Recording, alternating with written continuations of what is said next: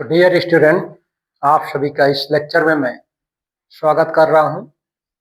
आज का जो लेक्चर है वेरी वेरी इम्पोर्टेंट, सांद्रता की यूनिट से इसका संबंध है और वेरी वेरी इम्पोर्टेंट ये टाइटल है। इससे संबंधित प्रश्न बोर्ड की परीक्षा में भी आते हैं और अन्य परीक्षाओं में भी इसके रिलेटेड प्रश्न आते हैं। तो इस टाइटल के बारे में, वेरी इंपॉर्टेंट टाइटल के बारे में आप सभी को मैं बताऊंगा। सबसे पहले इसको डिफाइन करने के पहले मैं आप सभी से कुछ गाइडलाइन के रूप में बताना चाहता हूं। विलयन बराबर होता है विलायक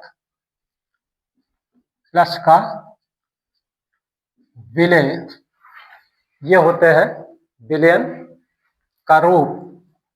किसी विलयन में क्या होते हैं?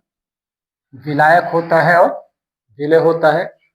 दो कंपोनेंट, एक कंपोनेंट का नाम विलायक, दूसरे कंपोनेंट का विलय।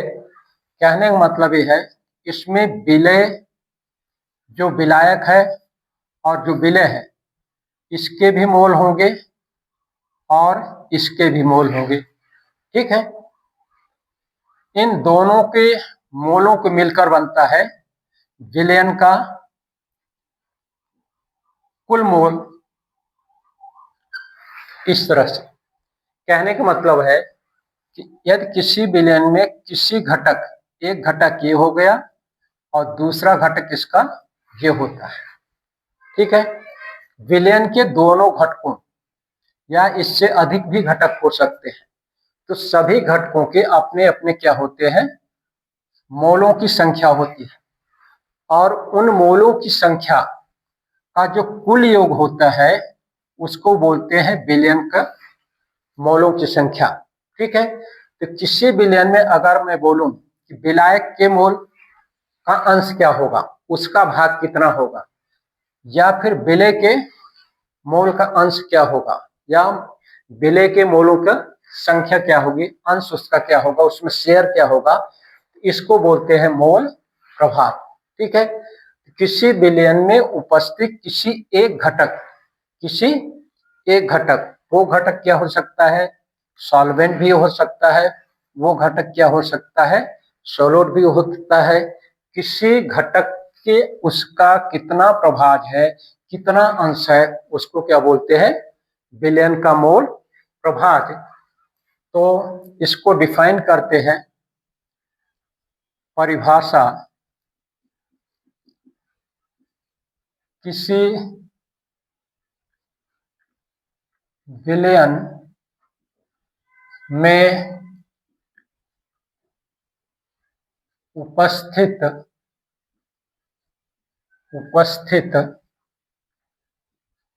किसी घटक, वो घटक विलायक भी हो सकता है, वह घटक विलय भी हो सकता है, एक से अधिक घटक भी हो सकते हैं। किसी घटक का मोल प्रभाव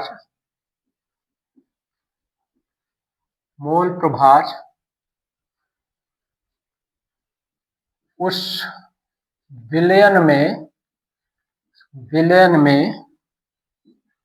उपस्थित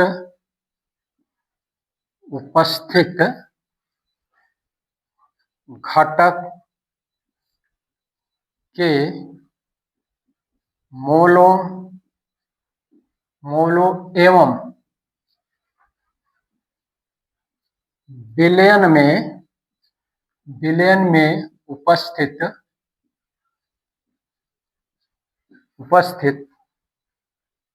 कुल घटकों के मोलों के अनुपात को उस घटक का मोल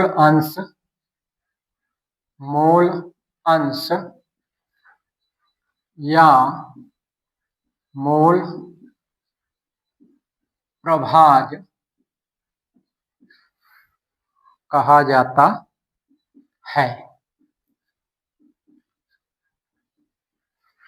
इस तरह से मोल प्रभाज के डेफिनेशन है। कहने का मतलब यह है कि ये दो घटक है, एक विलायक और एक विलय। विलयन में विलायक की मोलों की संख्या कितनी है? n है। विलयन में विलय की मोलों की संख्या कितनी है? n2। तब विलयन में कुल मोलों की संख्या क्या होगी? इसकी मोलों की संख्या प्लस इसकी मोलों की संख्या n1 प्लस का n2। अब इस विलयन में से ये पूछ लिया जाए कि विलायक के मोल प्रभाज क्या है। इस विलयन में से ये पूछ लिया जाए कि विलय का मोल प्रभाज क्या होगा। तो ये कुल मिला के घटक के मोल प्रभाज की बात हो रही है।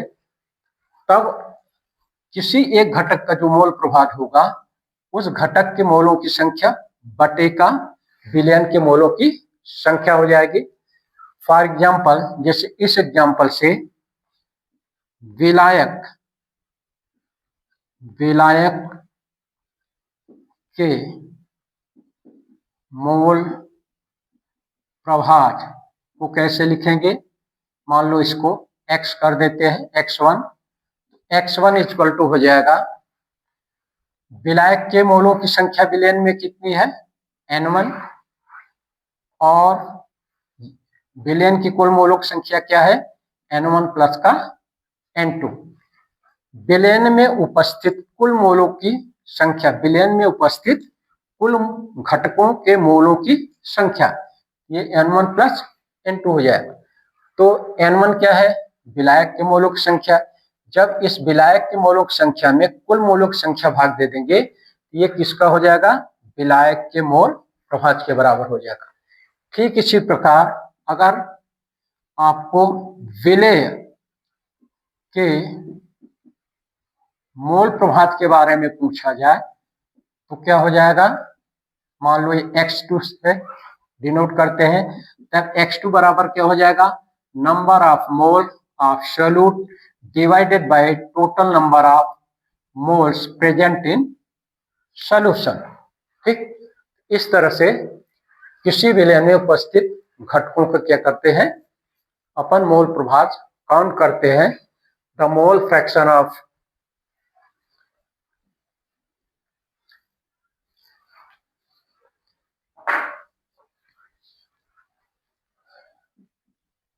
the mole fraction of a component is ratio of moles of that component and the total numbers of moles present in solution। कुल मिला के जो मोल फ्रैक्शन होता है, मोल अंश होता है, वो एक रेशियो होता है, अनुपात होता है, और उस रेशियो में उन घटकों के मोलों संख्या और विलयन के मोलों की संख्या के बराबर होता है।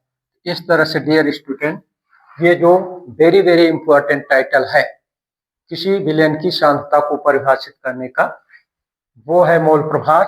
उसके बारे में मैं आप सभी को बताया। मैं आशा करता हूं कि मोल प्रभाज के बारे में आपको या आप समझ गए होंगे, और इससे अगर कोई प्रॉब्लम हो आप हमारे YouTube चैनल केमी टॉक्स पर मुझे कमेंट करके बताएंगे या बोलेंगे तो मैं उसके बारे में और डिटेल बताऊंगा या एक्सप्लेन करूंगा।